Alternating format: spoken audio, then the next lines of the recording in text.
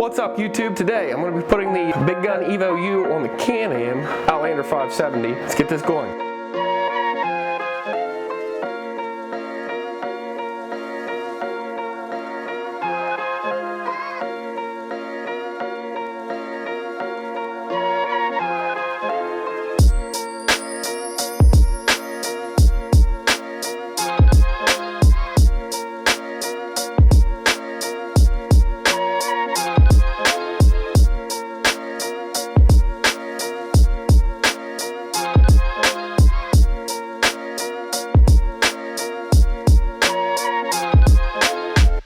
Obviously, we need to do the obligatory before and after sound, so let's get this thing started.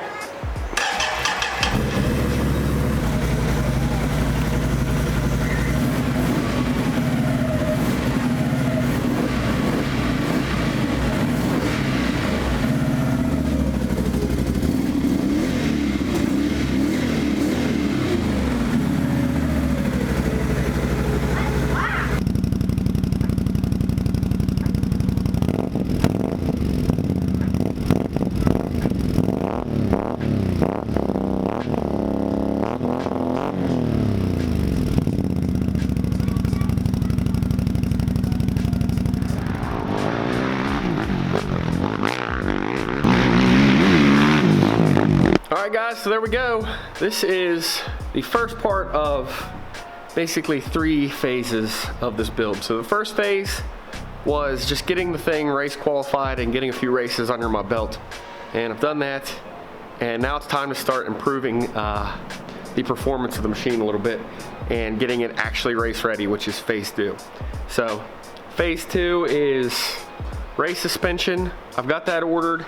It should be here next week, so within a week. The exhaust, ECU flash, I need heavier duty clutch springs. I noticed in the last race, it's probably on the bigger hills, but a few times I noticed the clutch slip just a little bit. It's not quite as aggressive as it needs to be. A 24 volt battery system. If you watched my race video, you'll notice I got a much slower start than the other guys because most of them have a 24 volt system, so their bikes start up way faster than the stock 12 volt system. Finishing up phase 2, beadlock tire or beadlock rims and tire blocks are going to be important. I feel like I'm racing on borrowed time just a little bit when I'm racing the stock tires, no beadlocks. Eventually that's going to catch up with me, so that needs to be addressed pretty soon also. Getting the suspension tuned, so kind of dialed in specifically. I'm going to have B&R do that. Also going to have B&R do the ECU flash and getting that all done up. But steering stem, they say the stock steering stem on this is pretty weak, so Checkout Racing makes a stronger stem that like fits down inside the stock steering stem. I've got to get that done. So I don't know about the 570 Outlanders, but most of the other things, the Renegades, and up to like 2019, I think they had dual rear brakes, and I do not love the rear brakes on this. I came from racing, or not racing, just riding sport quads, so I was using the rear brake all the time to steer the machine basically sometimes. I really like having good rear brakes, and this really doesn't have them. It's got a single, come here, let's check this out. It's just got a single disc brake that basically requires input through all this drive shaft here in order to stop the rear brakes. That's not cool. That's not cool at all. But it's got the setup for the rear brakes in there still. You see all the mounting locations. So I'm going to order the parts for 2019 and put them on there so I can have dual rear brakes. And whenever I do that, I think I'm going to decouple the front and rear brake system. So right now the front brakes control the front and the rear, and it's very biased towards the front. So if you're going downhill, it's absolutely terrible. It's like the worst thing that you would want. It shifts all your weight forward, so it does not feel confidence inspiring at all. Whenever I'm going downhill, most of the time on a sport quad, like I'm gonna be heavy on the rear brakes, and it kind of stabilizes it as it's going down the hill. Not like when the front brakes are tight on there, it basically makes the back end want to outrun your front end. That's not a good feeling. So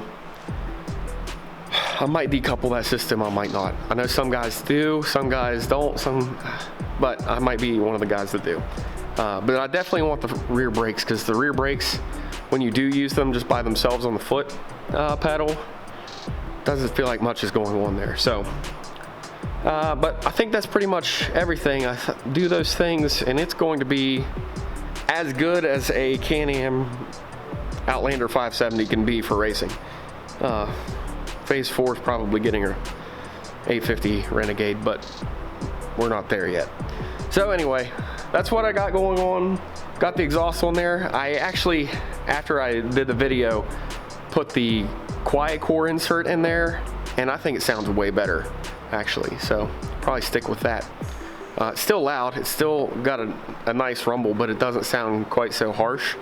I like it more. Yeah, so there we go.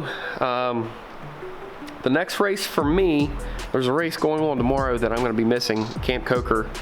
I just didn't see any point in driving all the way to South Carolina. The racetrack looked like it was going to be rough, so I didn't want to go. I thought I'd just wait until I got my suspension, and then the next race for me is going to be the Hoosier in Indiana. So should have the suspension on there. That's a month from now, I think. So definitely should have the I probably should have the ECU flash done there, and maybe the clutch springs, I don't know.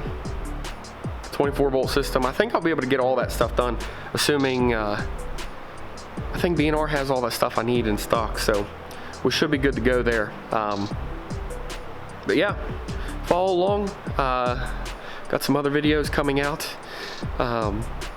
So, yep, talk to you later.